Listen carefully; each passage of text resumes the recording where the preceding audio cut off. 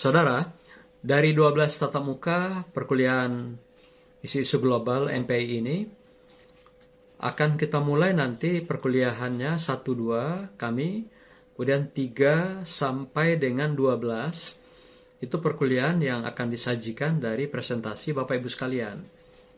Bapak Ibu nanti melakukan mini riset, maka hasil mini riset itu akan dipresentasikan di kelas menjadi bahan drilling akademik seminar ilmiah kita yang kita lakukan di kelas kita masing-masing. Nah, hari ini kita membuka dan minggu depan memberikan orientasi tentang World Class University atau pendidikan berkelas dunia. Jadi dari pertemuan ketiga nanti kita akan membahas tentang isu-isu global, transformasi, inovasi, dan difusi pendidikan WCE. Nah, maksudnya adalah kita akan membahas materi transformasi, inovasi, dan difusi pendidikan ini yang berkelas internasional. Kan sekarang lagi tren adanya perubahan-perubahan lembaga pendidikan, dari status kelembagaan, ada yang dari STI menjadi IAI, ada yang dari IAI atau IAIN menjadi UIN. Nah, macam-macam ya perubahan-perubahan. Demikian juga dalam statusnya. Ada yang dari swasta transformasi menjadi negeri. Ada juga yang dari sekolah-sekolah umum menjadi sekolah umum yang swasta menjadi negeri. Atau juga sekolah agama yang swasta menjadi sekolah negeri. Nah, begitulah dinamika pendidikan kita, di mana pendidikan ini selalu mengikuti kebijakan-kebijakan dari periode ke periode. Pendidikan kita cukup dinamis. Ganti pimpinan, ganti menteri, ganti kebijakan. Nah, inilah dinamika pendidikan ya yang berlangsung di Indonesia. Kita mengikuti perkembangan-perkembangan ini agar move on, mengikuti berbagai perubahan-perubahan yang terjadi di dalam dunia belantika baik nasional maupun internasional. Nah, itu yang ketiga ya. Di pertemuan kita membahas transformasi, intinya begitu. Bagaimana perubahan-perubahan itu di lembaga pendidikan yang berskala internasional. Yang berikutnya, yang keempat, pertemuan kita nanti adalah berkenaan dengan isu-isu global, sistem, anggaran, dan pembiayaan. Nah, di dalamnya ada RM ya, dana pembiayaan RM rupiah murni dari APBN. Ada juga BLU, dana yang digali dari masyarakat. Ada juga dana UKT dan dana-dana pembiayaan lainnya. Nah, ini juga kita lihat dari perspektif pendidikan internasional. Bagaimana anggaran ini digali, dikembangkan, dan juga dikelola. Malah pasang tarif ya. Karena mereka ada yang jadi BHMN misalnya, Badan Hukum Milik Negara, yang berbeda dengan BLU. Nah, mereka memang mencari dana dari lembaga juga menjadi mesin uang untuk mengumpulkan dana sebanyak-banyaknya untuk pembangunan pendidikan mereka. Nah, ini juga kebijakan seperti ini juga ada di Indonesia. Sistem anggaran seperti itu. Yang berikutnya nanti kita bahas pertemuan kelima adalah isu-isu global marketing pendidikan. Yang juga kita lihat dari basis pendidikan, perspektif digital, ya, pendidikan digital. Dalam konteks WCE juga, World Class Education. Nah, bagaimana marketingnya dilakukan?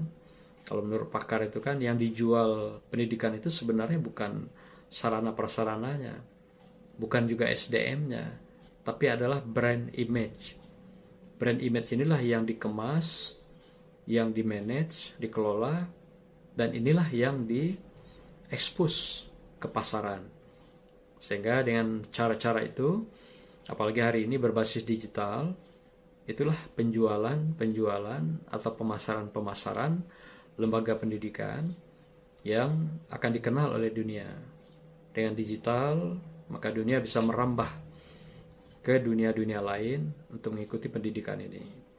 Dan juga biasanya jualan lembaga pendidikan internasional itu adalah pada biaya pendidikan atau beasiswa pendidikan. Makin lembaga itu membuka ruang pembiayaannya kepada peserta-peserta pendidikan asing ini, beasiswanya makin banyak, makin dia dikenal, makin populer.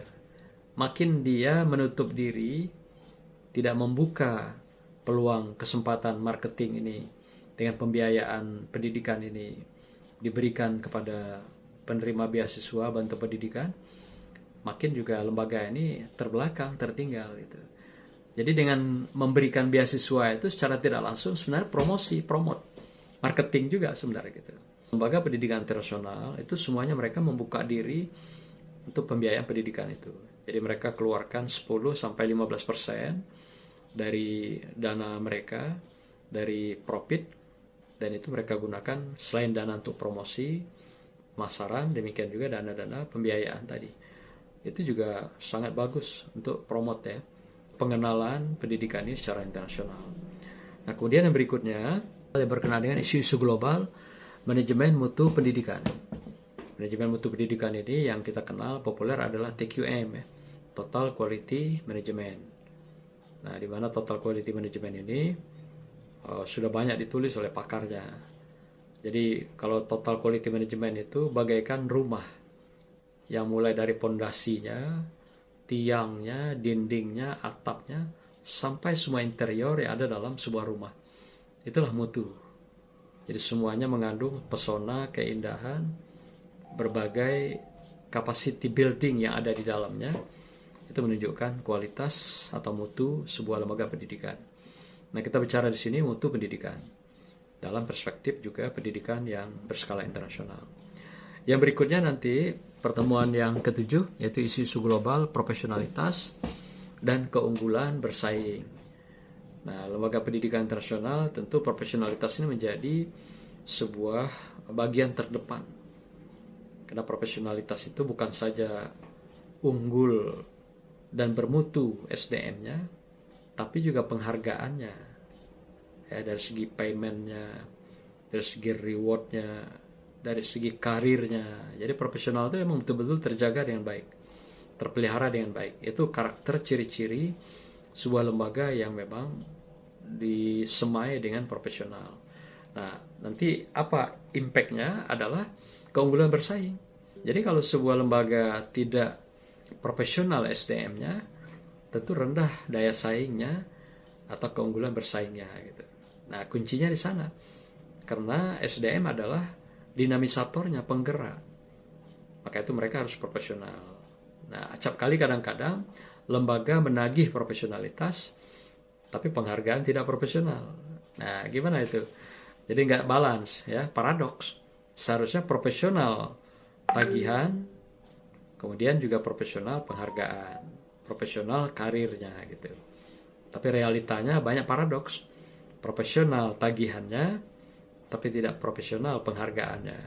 Nah, Anda semua nanti orang-orang pendidikan, camkan itu, jangan sampai terjadi kondisi seperti itu, paradoks. Nagihnya profesional, bayarnya inprofesional atau unprofesional, gitu ya. Oke, yang berikutnya, yang ke-8 isu-isu global, pengembangan kurikulum. Di mana kita mengenal sekarang ada kurikulum merdeka, yang juga nanti arahnya kepada pemagangan, yaitu Merdeka Belajar. Salah satunya program Merdeka Belajar adalah pemagangan untuk membingkai life skill kepada peserta didik, baik sekolah menengah sampai pada perguruan tinggi. Nah, kan sudah ada kewajiban ya, minimal 6 bulan sampai 1 tahun mereka ada di lapangan untuk mendapatkan pemagangan life skill itu. Sehingga nanti akan terjadi link and match, link antara pembelajaran teoretik di kelas, di sekolah atau lembaga pendidikan dengan dunia kerja yang akan mereka tekuni, mereka jalani. Sehingga link and match itu matching ya. Matching artinya nyambung dengan dunia kerja mereka. Nah, hari ini kan kebanyakan kita pendidikannya baru mengantarkan ke terminal pengangguran. Sementara untuk kerja cari sendiri. Mau kerja usaha sendiri. Mau kerja, ya kembangkanlah diri sendiri. Seakan-akan lembaga pendidikan hanya menelorkan, mengantarkan ke terminal. Persoalan berikutnya mau rute kemana, itu urusan peserta didik.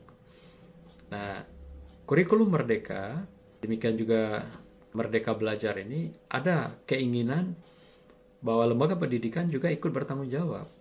mulai dari persemaian teoretik sampai pada penyiapan secara empirik, life skill-nya di lapangan. Jadi ada tagihan yang balance antara persemaian dunia teoretik dengan persemaian dunia empirik. Jadi ada matching di sana ya. Ini program lama sebenarnya, cuma diberi nama label baru gitu ya. Dulu kan sudah ada programnya Link and Match ya. Jadi ingat saya pada masa Menteri Profesor Wardiman ya, itu sudah ada sebenarnya. Tapi baru kali ini kita kembangkan kembali untuk program yang sejenis. Yang berikutnya, kita akan mengkaji berkenaan dengan isu-isu global dalam perspektif pendidikan multikultural dan inklusif. Dalam konteks WCE juga. Nah, pendidikan multikultural ini kan kalau sudah transformasi jadi universitas, maka konsekuensinya kita siap menerima beragam etnis, latar belakang, termasuk beragam agama di lembaga pendidikan kita. Nah, ini risiko, konsekuensi perubahan. Atau universitas harus siap menerima mahasiswa-mahasiswa yang beragam latar belakang itu. Dan mungkin juga dari seluruh dunia nanti satu ketika. Ketika dia punya label internasional, maka dunia juga akan melirik mereka untuk masuk kuliah atau belajar di sana. Ini gambaran bahwa sekolah itu atau lembaga pendidikan itu sudah mendunia gitu.